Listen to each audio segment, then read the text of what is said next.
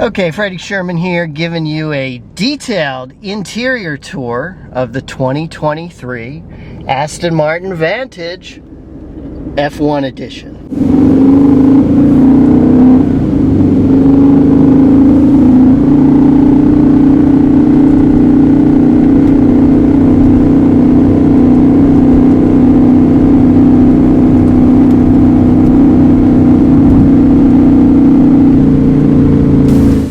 So in this video, I'm going to give you a detailed interior tour of the Aston Martin Vantage F1 Edition after spending a few weeks with the car.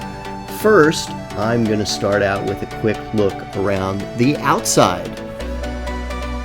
So the exterior color of this is lunar white. It's got those 21-inch rims, and then you can see it has that obscenely large wing on the back, which denote it as the F1 Edition, a tribute to Aston Martin's return to F1 racing. There's another look at the wing on the back and those huge rear tires. You can see that you've got these side skirts and air dams in carbon fiber all the way around. You've got the F1 badging on the side there. You have carbon fiber on your side mirrors, and you also have carbon fiber on the roof.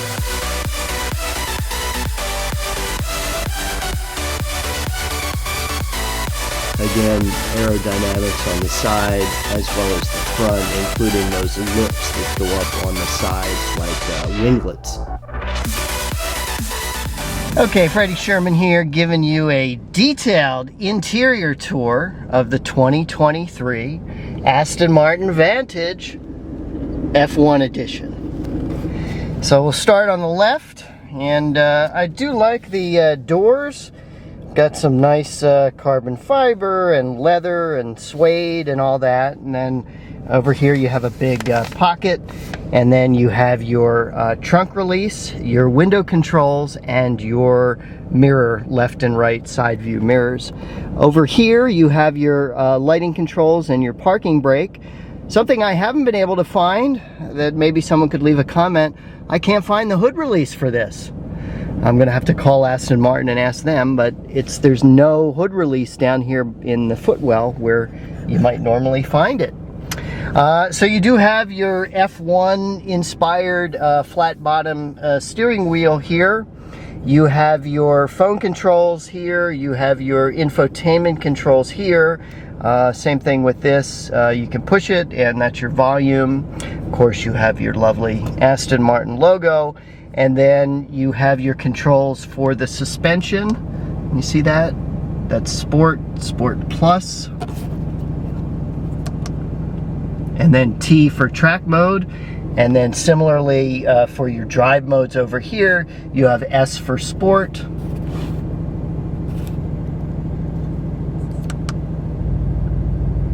Sport Plus.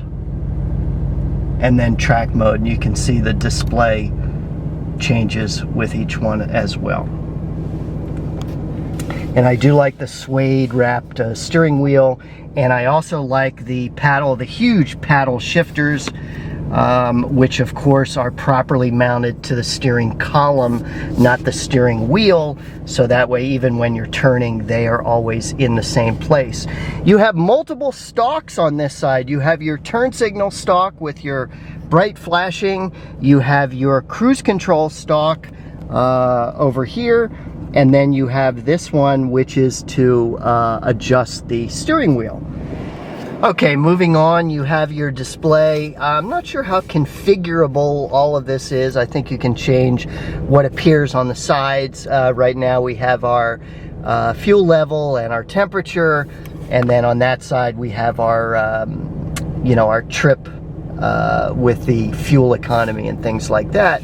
And then your main control in the center, your main display in the center with your RPM on the outside and your speedometer in the middle there. Moving on, we have your digital display here for the infotainment system. Interestingly, this is not a touch screen. I would have liked to have that be a touch screen to make it a little easier to use. Then we have your controls. I do like the vents, how you can direct them in any way. And then you have your general controls here. I will say this is a $200,000, you know, British supercar. I wish these controls were more metal and things like that.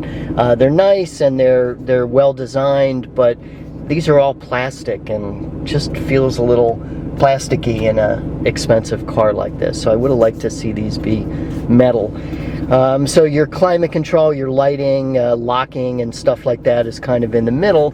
And then moving down here to your transmission controls, this has a ZF 8-speed rear-mounted automatic, and you can see park, reverse, your engine start, stop, neutral, and drive. And then you have the special badging for the F1 edition. You have your infotainment control here, and then you have hazard lights, parking sensors on and off, parking cameras, and then this changes your mode for the infotainment system from radio to media to telephone to navigation, depending on what you want. Auto start, stop, off. This is interesting. It's got a mute, this whole sound button, so if someone calls you or something like that, you can mute everything. And then this is your traction control on and off.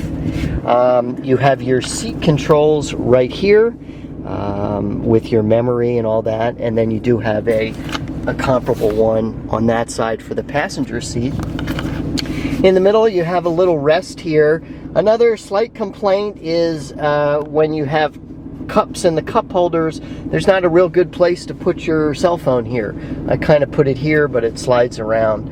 I like when cars have a little space that you can put your phone. Anyhow, you have these very nice Aston Martin sport seats, suede, with the red stripe and the Aston Martin logo on them. And then you do have a center console here with a little bit of space down there and your cup holders. And then you have the back here, and again you have a little tiny bit of storage behind the seats there, but you don't have any back seats.